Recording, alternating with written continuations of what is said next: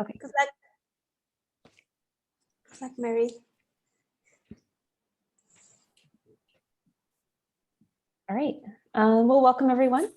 It's good to see some people show up tonight. And we're very excited to have Dr. Mary Kate Chessey here with us to give her talk. So a little bit of background on Mary.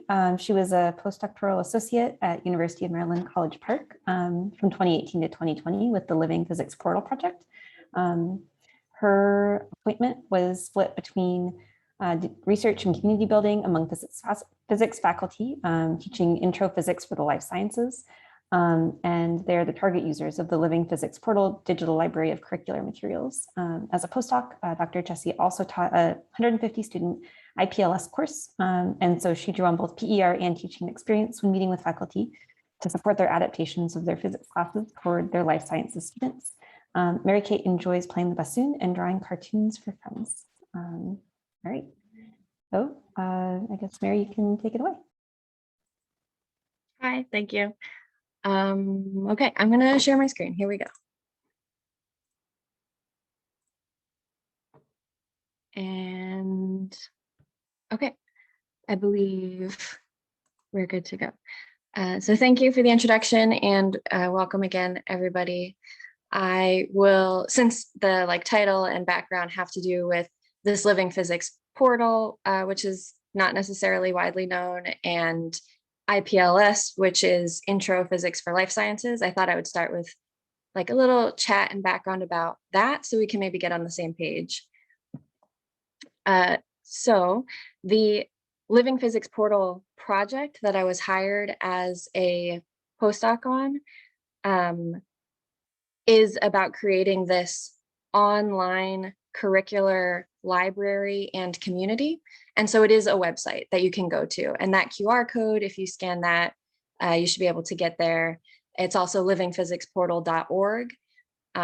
So that's kind of the product of the project that I was hired on. And the curricular materials that the Living Physics Portal supports directly are the physics for life sciences materials. So an example of an intro physics for life sciences class at the University of Maryland College Park is called Physics 132 in the course catalog, but it's called Nexus Physics, and the Nexus curricular interdisciplinary materials as a larger project that came before the Living Physics Portal. And so it's a physics course, but rather than focusing on some of the more traditional high school or intro college physics courses for engineering majors, like pulleys and cylinders rolling down ramps and things like that, there's a little bit more optics, which might be relevant for students who are interested in ophthalmology. There's a little bit more about different kinds of potential energy at a molecular level, which might be interesting for some biologists. Electricity and magnetism related to an axon, for example, for neurology or neuroscience students. So things that are more directly related to health sciences, environmental sciences, medical students, other study areas of interest. So then how the Living Physics Portal comes back for those things is that you can search through materials that other instructors have developed. Since the Intro Physics for Life Sciences curriculum is not as standardized as more of an Intro Physics for Engineering majors curriculum. So you can see once you create an account on the Living Physics Portal, then you can go in and see the materials that have been uploaded by other educators. And so here's an example from the website of the things that you can search for. So you can see these filters on the left side. If I use my mouse, maybe, I'm not sure if you can see my mouse highlighting over a part, but the filters here, when you're browsing the curricular materials, let you search by which things you might want to cover in your class. It's especially useful for educators or instructors who have never taught an intro physics for life sciences class and they're trying to create one in their university. They can come here to the Living Physics portal and see what other people are doing. So it's just kind of a hub for that kind of activity. And then, for example, if you click on that life sciences topics filter, then you'll just see some of the things that you can search for. So I just have one example highlighted where if you were to search for the human and animal physiology life sciences topics, then you could search through a bunch of other subcategories of that. So if you want to search for vision, then you could find curricular materials for intro physics that have to do with vision impairments. So then you'll find things about like corrective lenses for human vision, for example. So that's the orienting background about intro physics for life sciences and the Living Physics portal. So then my appointment with the group, I joined at the start of the 2018-2019 academic year. And for the first semester, my role was split between working within the Living Physics portal on faculty working groups.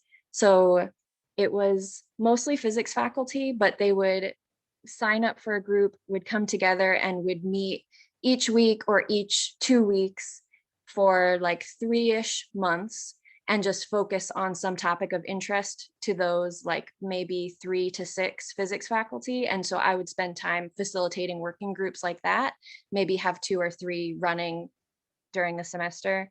And then also doing some researcher role on interview analysis of the early interviews, which contributed to the design of the Living Physics portal, which happened before I joined the project. And then during my second semester, so I have here this like visual breakdown, roughly not to scale, of my time during the spring semester. I was offered the opportunity to teach that Nexus physics course that I mentioned, the Intro Physics for Life Sciences at University of Maryland College Park. And that was really helpful so that I could relate more directly to the experiences of the faculty in the working groups that I was helping to facilitate. So I was really excited about that opportunity to teach the class. And the way that my time actually went while I was teaching that class was a little bit more like this second visualization where the instructor time fills up a lot more space, and then my energy's a little more drained for those other responsibilities with less clear deadlines. Like, we would like to outline this paper that we want to publish, but I also have to like grade these midterm exams by like 3 days from now. I see a chat. Sounds about right. Yeah. And that's something I was wondering about for everyone here also. When you're teaching, how does your time like get used up, and how do your other aspects of your work get reprioritized? So this next part, I would like to, let's see, think a little bit more. And I'm open to like some chat right now, or we can just like think quietly and then chat at the end. But right, so I was thinking about, I'm not sure of the folks here, whether you have teaching experience as a graduate teaching assistant in like a discussion lab or lecturing a big course. I guess as education research folks, we probably try to implement active learning strategies as much as possible and facilitate discussion rather than lecture. So I guess I'm just going to assume that everyone has some teaching experience, whether it's like formal in a classroom or mentorship or anything like that. So I'll just like have us think about teaching work in a few like particular ways. So one of my questions for you is just, when you have your time set aside for your teaching work, what are the activities that you're doing? Is it more preparation, planning?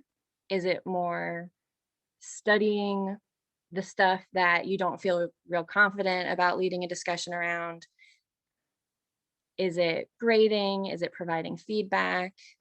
Is most of your teaching work time just directly interacting with students, or do you have a lot of like outside work where you're just in your office preparing or grading or offering feedback?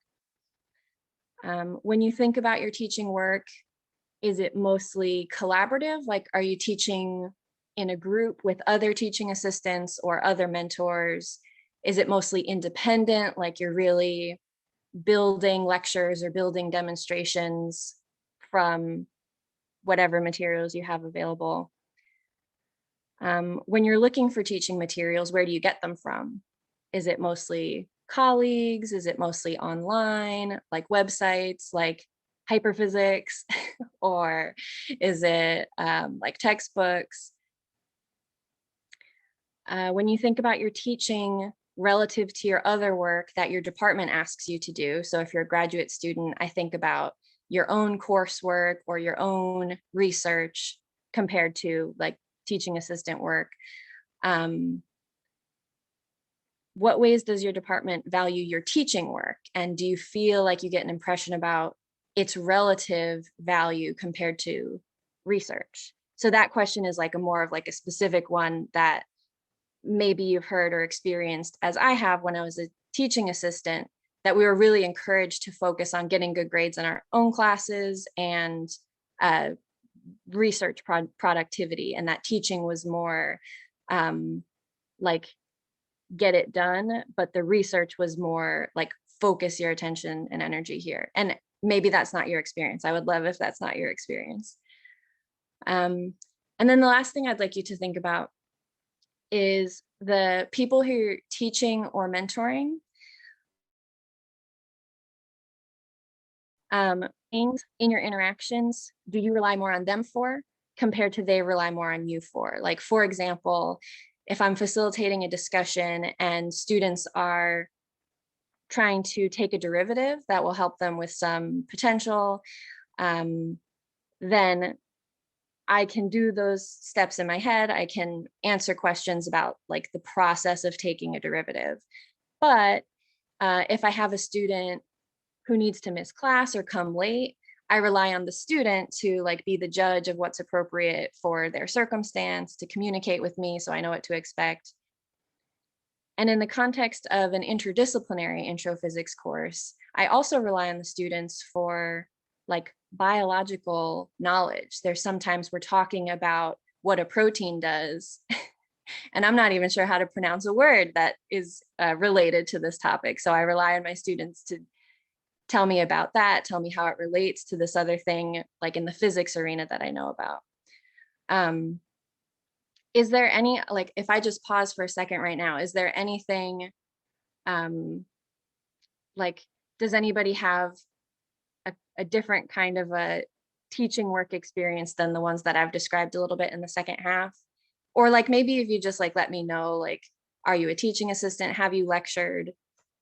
I would love to know about like who we're talking to today.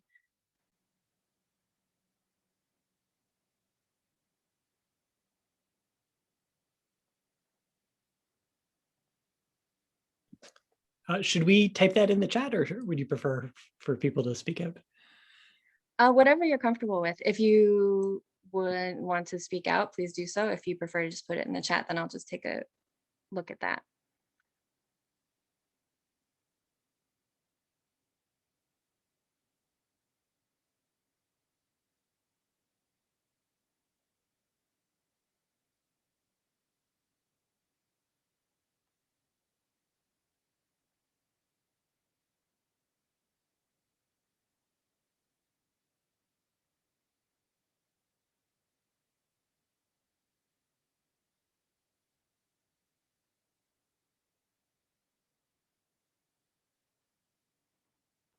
Okay, I see some similar experiences to the ones that I've had, and maybe we have really different like institutional contexts. Thank you for sharing those things. The way that this relates back to the Living Physics portal is that there are some design features of the Living Physics portal based on what educators said to the design team in interviews about like, how do you plan for your courses, that the portal is meant to help with. So a lot of the instructors who were developing lectures were working long hours in their offices planning and preparing lectures, often starting with something that a colleague gave them, but then tinkering it and getting the hang of it on their own. So the Living Physics portal just offers another avenue for collaboration. So because you can upload the things that you've created, then instead of just getting your materials from a colleague down the hallway, you could potentially go to the Living Physics portal and see those same materials up there, or those materials from a colleague down the hallway at a different institution, but which has like similar needs to what you have. And then there's also, like, aside from just uploading your materials and downloading somebody else's materials, you can also create new materials based off of something somebody else shared. So maybe you take your colleagues' slides and then you tinker them to your class, then you can reshare it adapted the way that worked better for your students. So that's another way that then somebody else on the Living Physics portal could potentially use that like tinkered material. And then there's also just comment sections in the site and working groups that I described a little bit, where you can join 3 to 6 other faculty members and have a weekly or bi-weekly Zoom meeting and figure out how you're going to do your course together, or figure out a problem you've been trying to solve in your course together. So the Living Physics portal tries to give you more people and resources to lean on, so you don't have to be so independent in your department if that's something that you're facing. I know for teaching assistants, there's a lot of TA meetings are pretty common. You get to see the other TAs who are working with you, and that's really helpful. But then at the like lecture instructor level, it's less common. There are fewer instructors than teaching assistants, so it can get a little bit more independent. Another way that the Living Physics portal tries to disrupt some of the like challenges of instruction work is that it offers ways to reward the teaching work that you do. So one of the ways that I have highlighted here is just in the working groups, oftentimes the faculty who come bring something that they created for their class, even if it's just a quiz that they created one week, that's just a couple of questions about maybe electric potential. And so for one of the participants in some of the early research of the site, they said that as an instructor with no research expectations in their role, I don't often participate in professional development where I actually have something to present. So Living Physics portal specifically says, good teaching is valuable. We like it. We want more of it. And we appreciate the work that you're doing. And then the other way that the Living Physics portal tries to create a sense of belonging and welcoming environment to newcomers is that the discussions that Living Physics portal people and users have on the site or in these working groups then goes and influences like the design and adaptation of the website. So in some of these working groups, physics faculty would try to upload something and try to download something and use something and have questions about it. And so we would change some of the features and we would change some of the filters you could use and change some of like the ways that you can discuss on the website. So those are some of the things that I'm like really excited about for the Living Physics portal. So then just like bringing it back around, we were thinking about our teaching work. And then if we put the Living Physics portal in our lives instead, then, for example, for me, some of my time that I would normally spend preparing, like searching for biological or chemical applications of like understanding electric potential by just Googling and trying to read papers, like maybe a chemical journal, and I'm trying to understand and having a hard time. I can go to the portal instead and see something that a physics instructor has already adapted and like translated back into the more familiar physics vocabulary that I learned. I'm able to meet with other people. I'm able to get materials from more sources.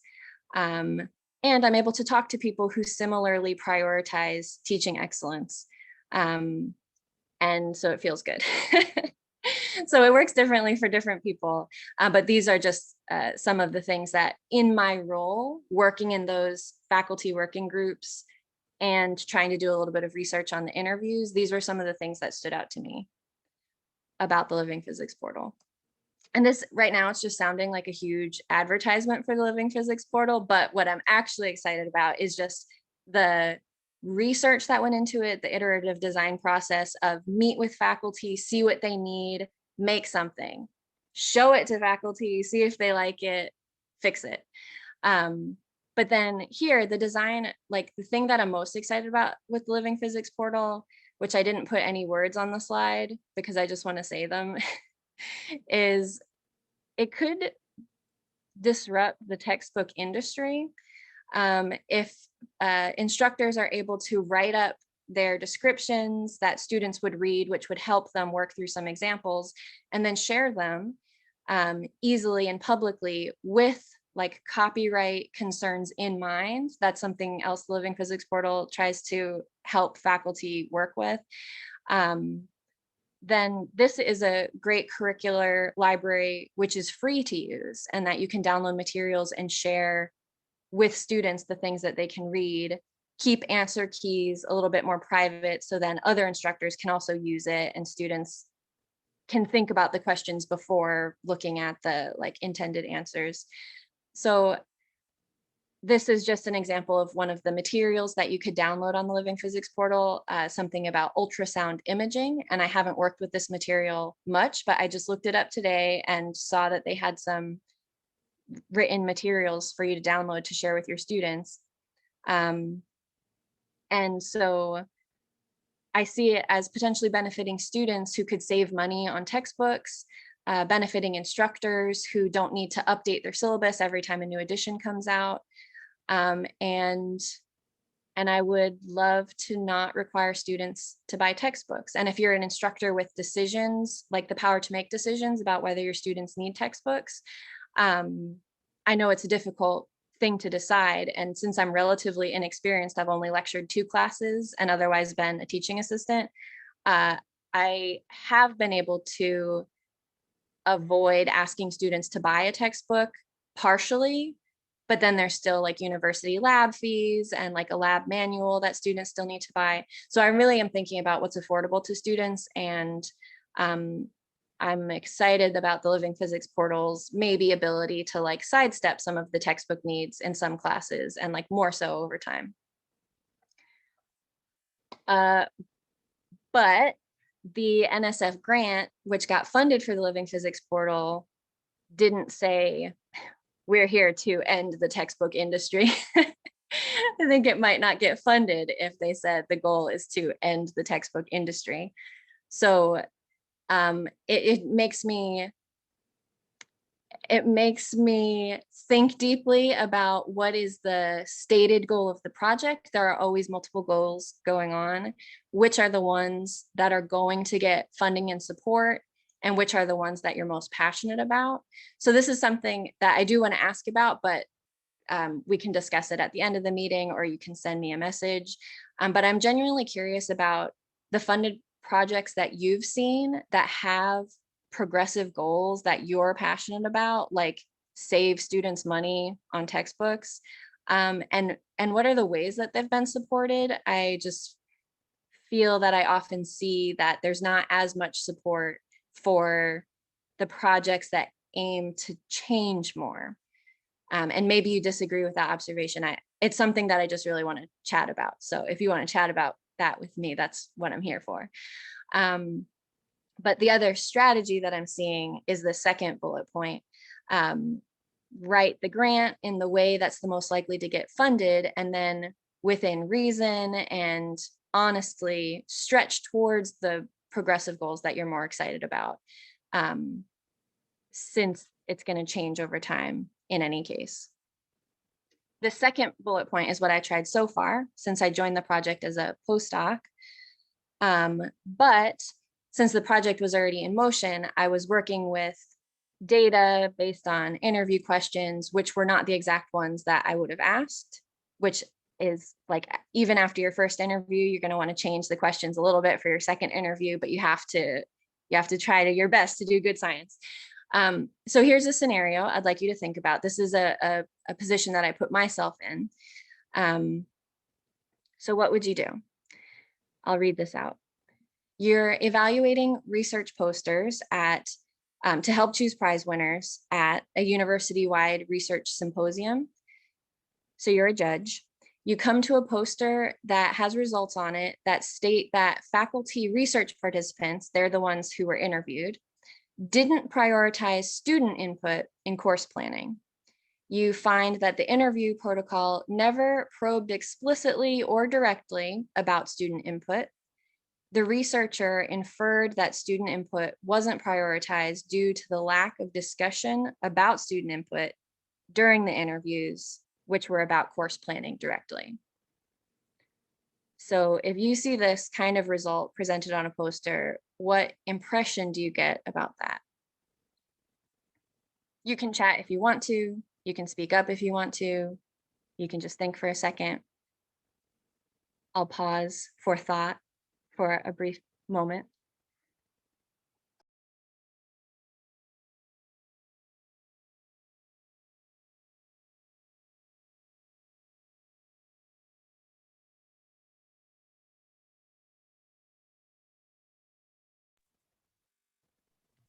Can I ask, in this scenario, are you allowed to ask them questions, or is it based purely on what you hear them talking about and what's on the poster?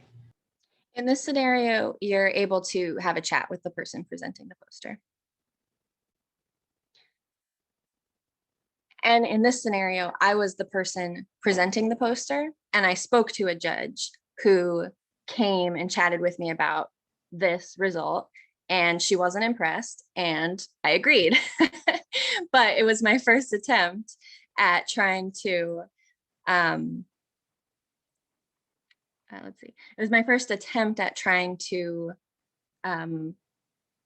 focus on the research questions that I was most passionate about with the existing data that already existed in the project. So my first attempt at that early on in my postdoc appointment was that I tried talking about what wasn't there. The instructor, the faculty who participate in interviews didn't say much about how they got students' input on what to put in the course. And so the way I presented that in this poster was this talking about what physics instructors were likely to do in their course planning. For example, ask other faculty or read textbooks, and then give an example. This pseudonym of this person named Padmini said, we're doing fluid mechanics. There are examples about blood pressure, and the textbook is geared to pre-health. So I talked about that. But then I felt the need to point out that I didn't hear a lot of faculty talking about how the students influence the direction of the course. And so I gave an example where a faculty did talk about that, this pseudonym Bud. I had them raise their hands in class and ask them, what are you interested in? What are you doing? That kind of thing. And then, so that was an example of one person who did it, but he was only one out of maybe 16-ish interviews that we had analyzed at that point. So that's what I thought. It was a good idea at the time, but then when I talked to the judge and we like reflected on the methodology, it didn't feel like a really strong claim. It felt like kind of like a shift in purpose. So the next thing that I'm trying most recently is a kind of a two-step analysis process, where in the first part, I really focus closely on what the interview questions were and what the faculty said. So in this example, like table, which is just the top of a table, we're trying to think about what are all of the things that influence physics faculty as they're planning their intro physics for life sciences courses. And so some of the examples might be things like websites, things like colleagues, things like textbooks, and just document it in the interview. But then the second part would be to go back and compare to wider patterns and see like a more meta-analysis of it, which more aligns with the progressive goals, like how much voice in the classroom do students have? Does this interview sample fit wider patterns? But then we're relying on other publications and comparing to other patterns that have been documented more widely. So, right, just to summarize that new strategy that we're trying, and we're still working on the step one part of it. And so, of course, I have new conflicts with each strategy that we're trying in our research. So with a strategy like this, wouldn't each step of analysis be a paper on its own? If the step two is important for me to invest my time in step one to see how this research in step one can advance some of the critical goals that I have about equity in academia, and I need to do step two to work with the data in the step one manner, I just get stuck on these questions. Are these two things too independent? Is it irresponsible to do just the one without the other? Is it inappropriate to jam them together when they have different focal questions? So these are things I'm thinking about. I would love to hear some of your thoughts, whether you've had like similar tensions in your own work. So that's one of the tensions, is working with old data with new research purposes, and getting funding and support for the shake things up kind of goals that you have, but from the conservative large institutions, which are built on the values that you have critical questions about.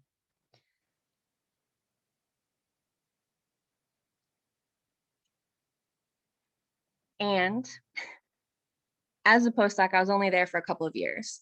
So, so I was trying to contribute positively to the team, and also just like adapt to a new state to live in and like what's going to come next. So these were a few things that I learned as a postdoc. I'm figuring many of us here are graduate students, so I was hoping that this could like be like a sneak peek at some things you might try if you pursue a postdoc appointment.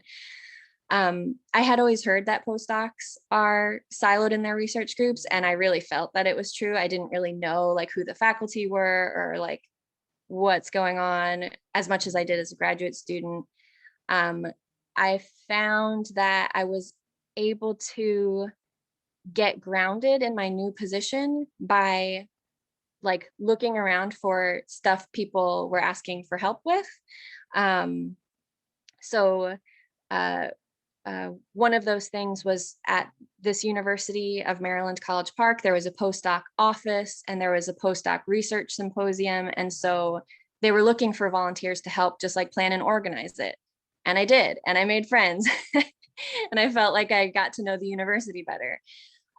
There was a women in physics group that was looking for mentors, and I volunteered to take on a mentor, and it was like instant friend. So it helped me feel grounded, and it helped me learn the department better than I would have if I didn't do that. And then just also looking at the map of the area and searching for a community center and searching their websites. And there were just places, like well-defined places where you could volunteer. And so I lived right next to a family center that was looking for volunteers. And then I could go and make friends who were not in the physics department, who were not at the university, but like who would ride the bus that I would ride to like get around town. So those were things that were most beneficial to me, that if I realized that immediately, I could have done it quicker. Because unfortunately with the family center, I went a couple of times, but then the pandemic happened. And so it got shut down. And so I only was there for a little bit. And then also I feel I got very lucky with my postdoc supervisor, Dr. Chandra Turpin. She was always introducing me to other people, and she was always putting my name forward to like go give a talk somewhere, and that helped a lot. And so some pictures. So these are in the physics department and in the physics education research group. There's a picture of my women in physics mentoring partner in the bottom right corner. There's group meetings and celebrations in the top right and bottom left, like pre and during pandemic. And then the top left is my women in physics partner, like making our relationship virtual. So Bitmoji became part of our lives, and you can play a video game called Stardew Valley and like farm together and just like get to know people. And then university-wide, I helped with that research symposium. And then in the top center, I met other physics postdocs at this university-wide symposium, but not like through the physics department directly.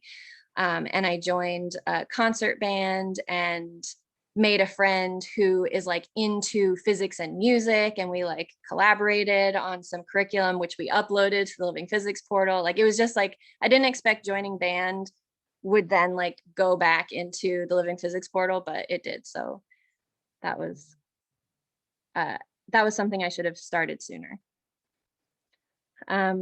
That's it. That's all I wanted to present. And then these two things here are just a repeat of the summary slide of the tensions that I raised in case they might be interesting for discussion. But that's it. Thank you.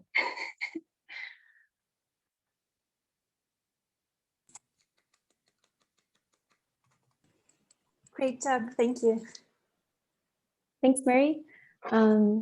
So I guess now is a great time for people to ask questions if they have them and have some discussion. And I'll also take a second to read the chat, which I was not keeping up with.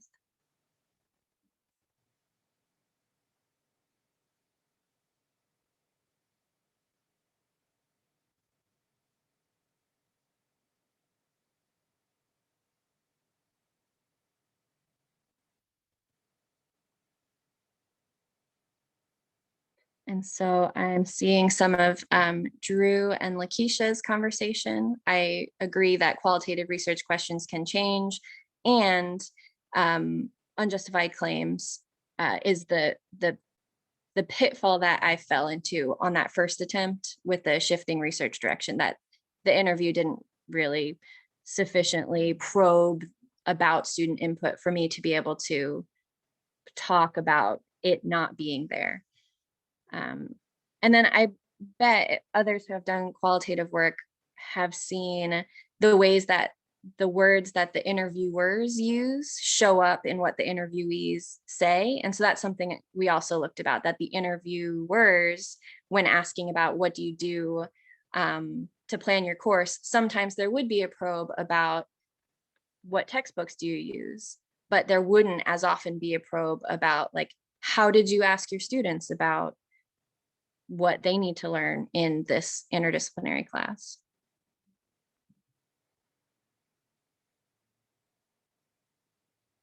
So I see a question from Diana. I would like to stop sharing my screen. So that's what I'll do. And then if we need to bring it back up, we can.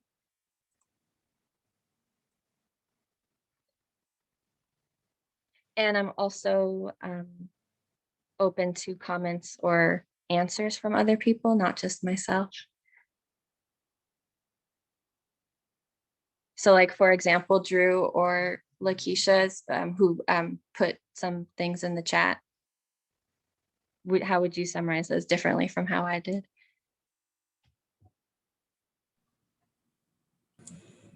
Sorry, I missed the question. I was looking at my friend's new tattoo. Sorry. I was just inviting verbalizing some of the discussion in the chat. Oh, yeah, I mean, I completely agree. Oh, sorry, Drew, you go ahead. This is for you. I'm just here. So I want you all to have this space. We're all here. So you can go first. Go ahead. I completely agree. So a lot of my work as a postdoc, and I do want to say it is very siloing. Like, I completely agree. I had that experience as well. And for those who came in a little later, so I'm chemistry, and I did chemistry education research. So I did my postdoc and everything through that. But I did a lot of qualitative stuff, and it is very tricky because you don't want to lead people in their responses, but you do have to find a way to phrase your questions enough to create that space so that if they bring it up and then you can follow along with it. So it is something that does take some skill and some practice and mentoring, honestly, because you're right, with the postdoc, it's really short. So if you didn't do that kind of work before, you kind of figure it out on your way out the door to your next position. So I agree. I think just to sort of, I think my point, if I were, I guess, looking at the poster, I'd be looking for the limitations of your study. Like, if it was if you were just sort of explicit about how that this was something, maybe a more novel thing that sort of popped up that you weren't expecting, I would certainly give you a pass. Or I guess maybe more so of a pass than whoever it was who was reviewing your poster. Because I know I did a large number of interviews, though almost none of them actually ended up making my thesis. There were things that popped up within the interviews that I was just completely surprised by, and it completely shifted sort of the whole research. It was a complete shift in sort of my research design and research questions I was asking. And I guess that's one of the benefits of qualitative work, is effectively the thing you're trying to study has the opportunity to tell you what things are and aren't important, which is sort of unique to qualitative work, which is highly beneficial. And so as a consequence, though, that's something that happens. So I would give you more of a pass, but I think I guess as a question, I'm about to start a postdoc, so I guess maybe I can throw this to you, Mary, and Lakeisha, and some of the other more experienced postdocs. I don't know how many more experienced postdocs are in the chat. I guess I'm curious about, you were sort of talking about your sort of balance between your various times in your research and teaching and the other stuff. I'm curious about sort of balancing your own research interests versus the research interests of the whatever grant it was, whatever your funding sources. How are you able to sort of balance that? And do you feel like you had the opportunity to have sort of autonomy with your research and research goals? So what I'm doing right now is trying to summarize that question in the chat, and then I would go to the question from Deanna first that's in the chat. So about balancing personal research goals versus the goals of the grant or the project, something like that. So now if I go back to the question that was already in the chat from Deanna, I'm not sure if I'm saying your name correctly. Yeah, okay. I mimicked somebody else who said it first. Do you want to state your question? Yeah, I was wondering if you would join the group when at the very early stages, when they were brainstorming about things to the research questions or the methodology of the project. What would you do differently from what the project looked like when you joined later on? Thank you. The way I'd like to answer your question is with what Dr. Chandra Turpin at University of Maryland College Park has been doing most recently, which is in writing new grants, which are also related to this Living Physics Portal project. She has focused on some of the many things we've discussed about, like the importance of the community aspect and prioritizing equity goals and outcomes with the Living Physics Portal project. And what she's done is focused new grant proposals on the very deliberate aspects of the structure of the community part of the project. So for example, paying community college instructors to help lead and facilitate some of these faculty working groups so that needs of community college students can be prioritized. And That's one of the ways. And so part of me, if I were trying to do something differently in terms of the design right from the beginning, I'm not sure whether I would get funded. And I guess I would be more explicit and upfront about, I just really think I wouldn't get funded. I would talk more about like trying to disrupt the need for textbooks. I would focus more on the needs of community colleges, students and instructors. And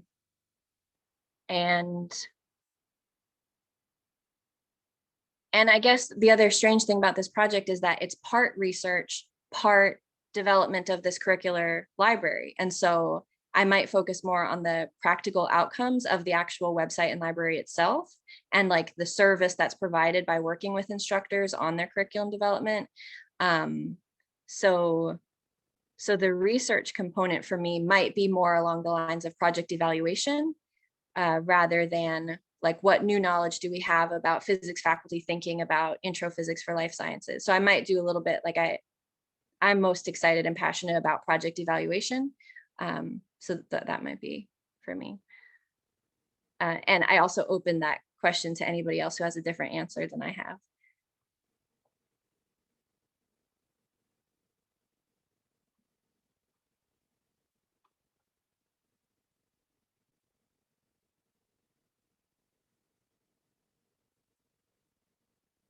And I see in the chat a little bit about the question from Drew about balancing personal research goals versus the goals of the grant. And I see an answer to that. My short answer to the question would be that when I first showed up, I assumed that the goals of the group were like really smart and good. And I was just trying to figure out what they were doing and why they were doing it and how I could support it. And then like some months into the project, when I was thinking about some of my goals as a graduate student about equity and inclusion and activism and supporting students, and seeing how some of those things were just simply outside the scope of the project. Like I didn't pursue any new questions about like, what does the Living Physics Portal project do for students? Like, it's just like one step outside of the scope of like, right now we're trying to see what it does for faculty. What can that do for classes? What can that do for students? So I dropped that one because it was too much of a stretch from what we had and what we were focused on and what we were trying to produce. But then when I just like observed some other aspects about who was interviewed, I was delighted that in the interview selection process, it was a variety of types of institutions, like community colleges were prioritized and faculty from community colleges were interviewed. And I was excited about that. And then I just thought about like how much of that ended up in the final design of the project. Is it still mostly focused towards large research institution faculty who have the most time to develop these life sciences curricular materials? A little bit, yes. So like, how can I push towards like the community college students' needs? So I think mostly it was like lots of really long conversations and discussion and negotiation with my supervisor and with other people on the project team. And then I see from the other answer in the chat, would you like to talk about that, please? I would love to hear what you say. Yes, my name is Ja, and I'm also a postdoc. I started my postdoc like the beginning of this year during the pandemic, so I can relate with a lot of what you were sharing. It's good because like this topic, that I never seen this topic before, talking about postdoc life, and then like you talking about it, and like it's so delightful to hear the same experiences. But unfortunately, I don't live any near the campus, and so I wasn't really connected with the community around, or like my colleagues and my collaborators. So that is still like something that my future self need to do. I'm also, you know, struggle a little bit with socializing. Yeah. But other than that, we do equity and energy. So Sam and Adrian also help us build our energy and equity portal. And so I feel like what is difficult for your case is that, you know, like you are doing this work, but you are also committed to building the portal. Like you have to have something that feed back to the portal. And that feedback as proposed in the grant may not be that, you know, like politically sensitive. And now what you like to do is like more toward that direction, and it's great, but it wasn't supported. And I think deeper in what you are interested in is that you want to say there can be a better program, you know. And so I think, what is that better program look like? You know, like can you tell more about what if there is not that physics for life science program, what is another program that we can work toward to? And so I think there can be some stretch toward the grant like annual report that we can do, and I often see PIs are willing to do so. And I don't know what I can tell more. I would love to connect with you more. And yeah, just yeah, sorry, ramble. I disagree that you rambled. Thank you. Can I ask you a question?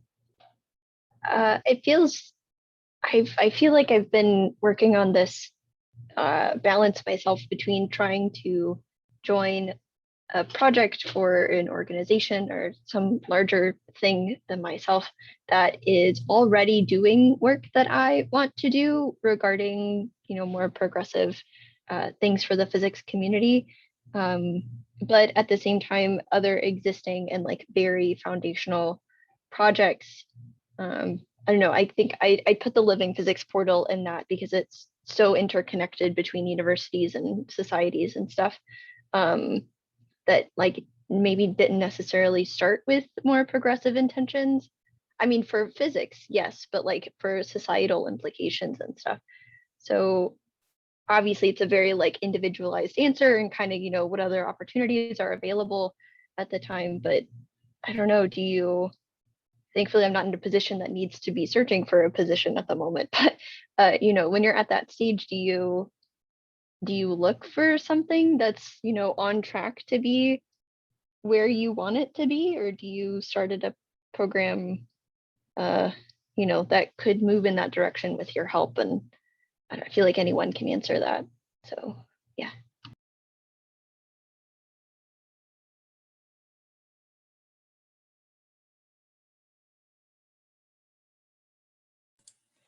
Can I take a stab at that one?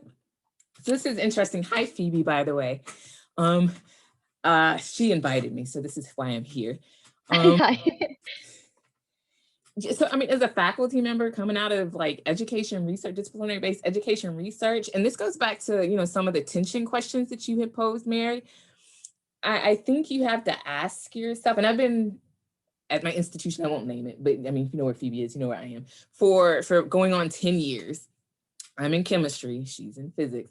So, and you come with these ideas, and you have to go into a place that's willing to give space to the progressive ideas.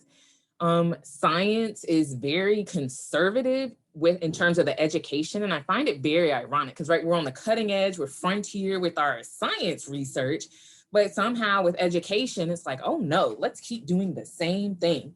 Even though we have ideas that it doesn't really work, it works for people like us, but right, 90% of our students are not like us. And so I think it's a decision that if you start to think about and come to terms with a little sooner rather than later of, you know, are there places that would welcome a faculty member, a tenure track faculty member who do those things, identify those as early as you possibly can. you know, try to build contacts there. So if positions become available, are they looking for people? Be prepared. If not, so like, are you more committed to being in academia and kind of playing that role, and then maybe trying to be, you know, subtle and kind of come around in a different way, whether you build the support or if you find that you don't have the support, like, are you going to be happy in that situation?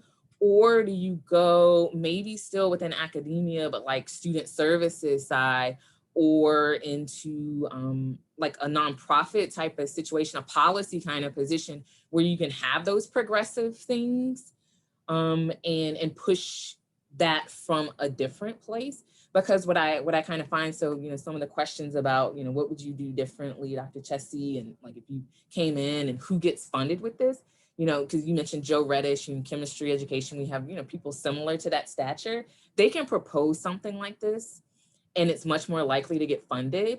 But if you're just coming out, you're not, even if it's the same exact proposal, literally the same exact proposal, you will not get funded. And so, I mean, that's the reality of what we're dealing with. And so I definitely would encourage y'all to kind of struggle with that question, because I'm in a department at a place where it's just like me. And I found my tribe in other departments, but like trying to push this change through my own department with, you know, with my discipline, not really happening.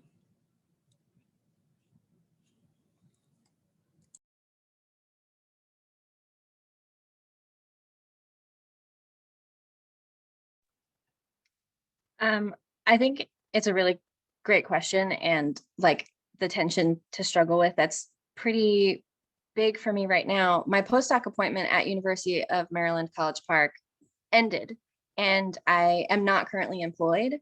I am currently living in a new place and looking for jobs, but I'm not looking for physics education research jobs at the moment. Because I think I'm still experimenting with different answers to this question of like, do I do the thing that most aligns with my values? It's always a hard question. One of my little like markers that I consider is just like, if there's like already existing some funding that's available, and it's a project that does align with my values and goals and progressive outcomes, am I actually the appropriate person to be hired with this money? Like some areas that I care a lot about. If there's a gender studies expert related to gender in physics, I don't have transgender experiences, and it's a huge aspect of gender and physics. And so I'm trying to support in ways that I feel I'm actually qualified to support. If there is a project about racism and physics, I don't feel that I should be earning money working on that topic. So in some cases, I just want to step out of the way, but I need to take funding for things that I am qualified to do. And then I need to push for progressive and anti-racist goals and equity goals in the ways that I can. So like as a postdoc, one of the things that I did was just argue by email with some department administration about some like policy regarding graduate students. So I can try to do that wherever I go, and I'm not sure what I'm gonna do next. So that's my answer.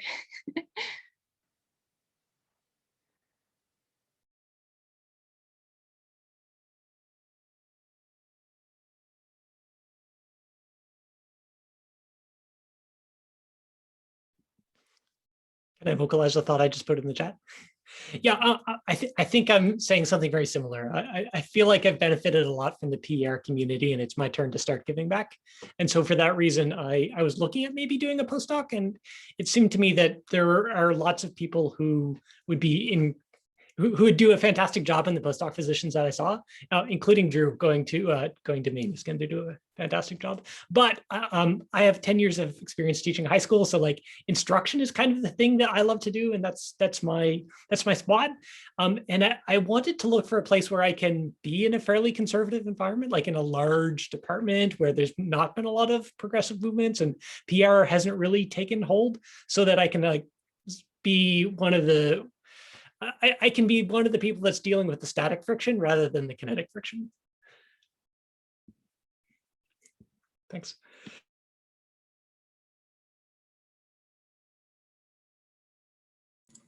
I just want to say, I find it very interesting that both of you have that response. I definitely appreciate the honesty, but I would just love to hear, like, you know, I mean, I do lots of faculty searches through our department, and I think it's completely valid, like what you're saying, but I wonder how many people within those identities are actually interviewing for positions. So I think for me, I would rather have someone who cares about these things and is at least considerate enough to consider the questions than someone who's not, right? You know, if there isn't a person within those identities or intersections to advocate for that, and it could give space, right, to bringing those communities in.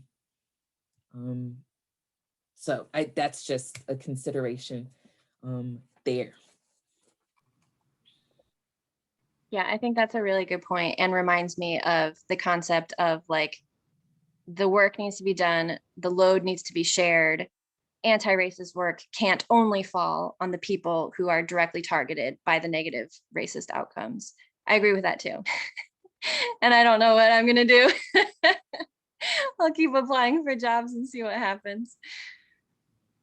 Be an advocate, I guess, right?